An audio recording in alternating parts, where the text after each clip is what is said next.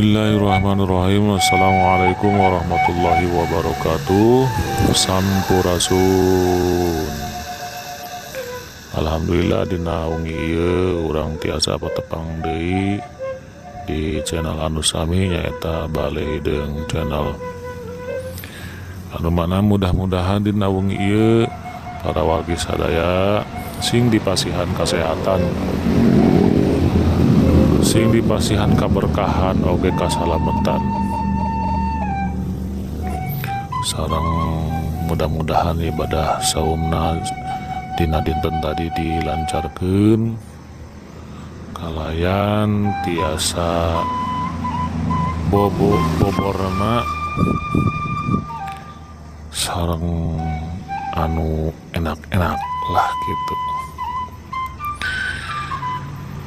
Dina wengi ieu sim kuring bade sapertos biasana nyaeta ngadongeng, dongeng Sunda, dongeng barudak. Mudah-mudahan aya guna sareng manfaatna kanggo balarea kaum wargi sadaya nu aya di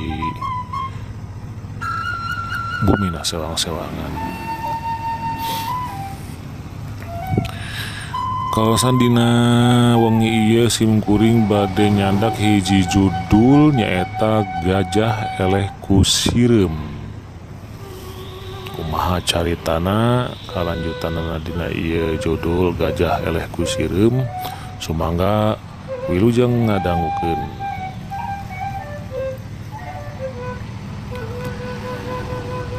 Hiji waktu di Tegalan di Afrika. Waduh, tebih ya ke Afrika, orang Sunda di Afrika ya.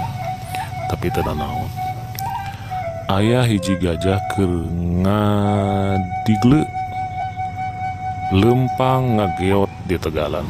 Padahal di Tegalan nu rek kadiliwatan ku gajah eta aya sireum loba ngemang juta-juta.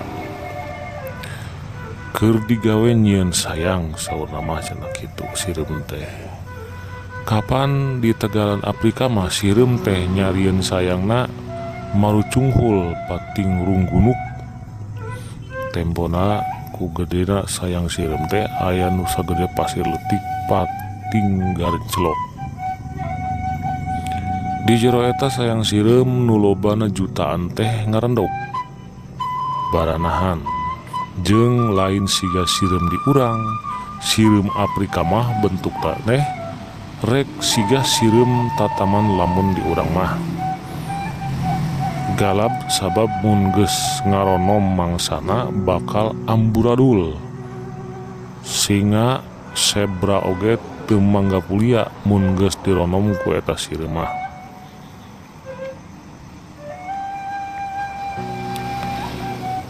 Ari minangka alat komunikasina antar sireum teh nyaeta antene opat jiga tanduk. Lamun hiji sireum Afrika manggihan kadaharan, antene teh ting arulang merek kode jeung suara. Jauhna eta alat teh bisa ribuan meter. Nyaku sabab kitu mun hiji sireum menang kahakanan dina waktu sababaraha menit jutaan sireum bisa nambrong hiji satu gede. Upama nama singa nu geus rerempo atawa zebra bisa diserang ukur jam-jaman kari tulang talengna unggul. Bagehan ajag cenah cek sireum mah. Kacaritakeun basa gajah ngaliwat ka eta Tegalan. Basa gajah ngaliwat ka eta Tegalan teh aya nu nangenan nyaeta manuk dadali. Manehna karunyaeun bisi sayang sireum nu keur babarengan dijieun teh digeleng ku gajah. Nya gajah teh dibejaan ku manuk dadali teh. Gajah kade leumpang teh ulah noyot kalebah dinya sabab sireum keur nyarieun sayang bisi katincak karunya, cek manuk dadali ingetan.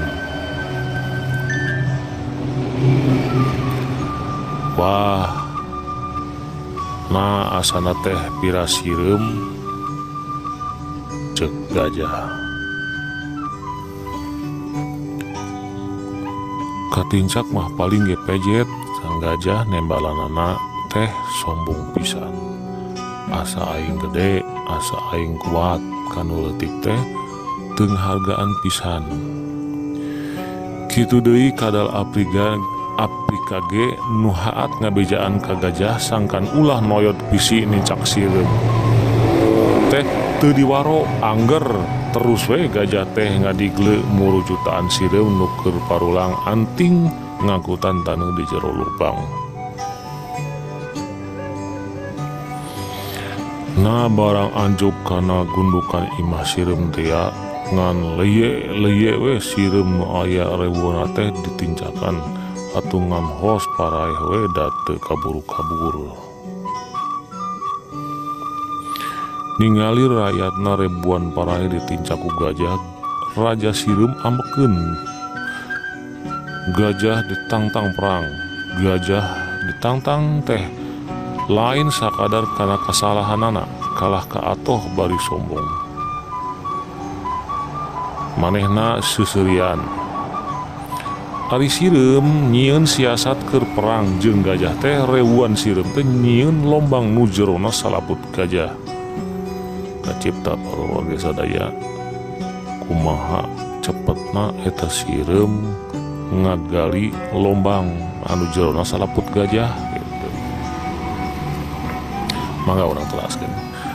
Dina waktu nu geus ditangtukeun perang di mimitian. Loba satu sejen nu ngalalajoan perang campurna antara pasukan sireum jeung si gajah teh.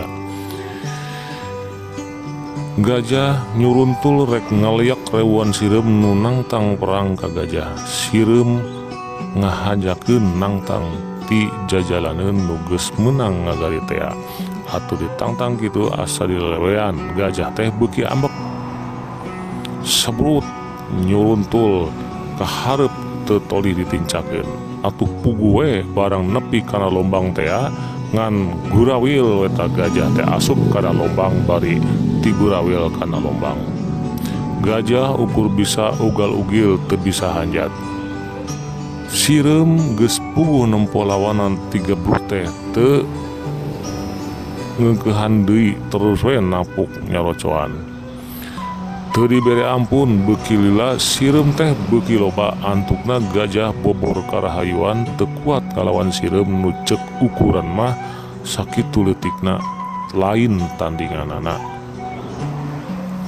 Tah rupina dongeng gajah sareng sireum teh cukup dugi kadinya. Jadi